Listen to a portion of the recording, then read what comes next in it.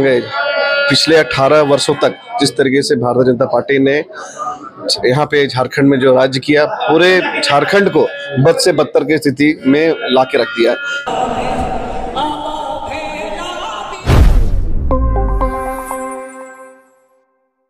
झारखंड मुक्ति मोर्चा का 13वां केंद्र महाधिवेशन जो है झारखंड की राजधानी रांची में आयोजित हो रहा है और इस महाधिवेशन में पार्टी के तमाम वरिष्ठ नेता और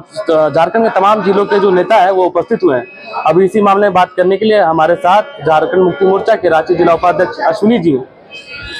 जी, कल्पना सोरेन जी जो है मुख्यमंत्री हेमंत सोरेन के जेल जाने के बाद बहुत ज्यादा उभर कर सामने आई, तो क्या लगता है इस महाधिवेशन में कुछ बड़ी जिम्मेवारी उन्हें मिलेगी? देखिए, जिम्मेदारी की जहाँ तक बात होती है वो तो केंद्रीय नेतृत्व ही तय करता है, और जहाँ तक मैडम का उभर कर आने की बात है तो ये मैडम में पहले से ही क्षमता है, वो पढ़ी लिखी है, बीटेक की हुई है, और जिस तरीके से उनको बोलने का जो शैली है उससे हमारे झारखंड मुक्ति मोर्चा ही नहीं, पूरे झारखंड ही नहीं, पूरे भारतवर्ष में लोग इनके कायल हैं। और मुझे लगता है आने वाले दिनों में बिल्कुल उनको एक महत्वपूर्ण जिम्मेदारी मिलेगी, ऐसा हम लोग उम्मीद करते हैं। अभी वर्तमान में झारखंड मुक्ति मोर्चा का शासन है और जनता की जो मूलभूत समस्याएं हैं, जो उनकी परेशानियां हैं, क्या उस विषय पर भी चर्चा इस महाधिवेशन में हो रही है? बिल्कुल, जिस तरीके से आज आप देख ही रहे होंगे पिछले 18 वर्षों तक जिस तरीके से भारतीय जनता पार्टी ने यहाँ पे झारखंड में जो राज्य किया, पूरे झारखंड को बद से बदतर की स्थिति में ला के रख दिया। लूट खसोट, भ्रष्टाचार, अब सोचिए उतने दिनों का जो गंदगी है वो 6 महीने में नहीं होता है। और आप देखेंगे जब से हमारे मुखिया ने पदभार संभाला है, एक एक करके, सबसे पहले आप ताजा मैं उदाहरण देना चाहता हूँ, रांची में जो जाम की समस्या थी, अब देखिए कि सबसे पहले रिकॉर्ड समय में कांटा टोली का फ्लाईओवर जो बना, वो अपने आप में एक बहुत बड़ी उपलब्धि है, खासकर रांची वासियों के लिए। आने जाने का सुविधा बहुत आसान हो गया। जो लोग वहाँ पे आधा घंटा पौन घंटा जाम में ग्रस्त रहते थे, मात्र 3 मिनट में रांची से आपका कांटा टोली से मेन रोड पहुँच जाते हैं। तो ये इस तरह की बहुत सी विकास की योजनाएं हमारे माननीय मुख्यमंत्री के द्वारा लाया गया है, और धीरे धीरे मुझे लगता है कि आने वाले कुछ वर्षों में जो भी हम लोग अपने मैनिफेस्टो में डाले थे उस पर बिल्कुल उसका उपलब्धि होगी। जैसा कि आपने फ्लाईओवर का बात किया, तो फ्लाईओवर के मामले में एक विवाद जो है वो आपको जानकारी में होगी, तो उस विषय में कुछ पहल जो है कि पार्टी लोगों के लिए कुछ अच्छा हित में। देखिए,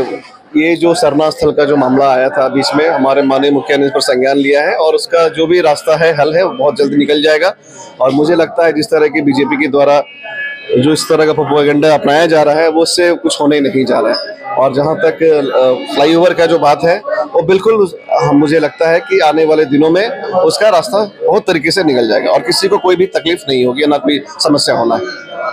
वक्फ कानून जो है, इसके मामला जो है केंद्र सरकार ने जो लाया है, इसका राज्य भर के जो मुस्लिम समुदाय वो विरोध कर रहे हैं, तो क्या आज महाधिवेशन में इस मामले पर भी कुछ चर्चा की जाएगी कि ये बिल है ये झारखंड में लागू होने से किस तरह रोका जाए?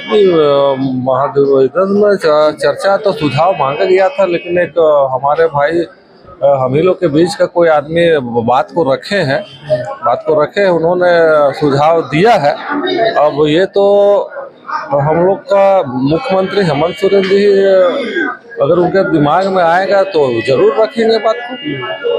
मुझे लगता है कि समाधान जो है राज्य के जो हित में जो होगा वो जरूर फैसला या उस पर जो आगे की कार्रवाई होगी इस पर रणनीति बनेगी। जी, उसको बहुत का तो सीधे से हमारी सरकार विरोध कर रही है। जैसा कि आपने देखा कि ये 2 दिवसीय महाधिवेशन जो है, जिसका प्रथम दिन है, कल दूसरा दिन होगा, तो कल ये स्पष्ट जानकारी हमें मिल पाएगी कि महाधिवेशन में इस बार किस प्रकार के निर्णय किए गए हैं। ऐसा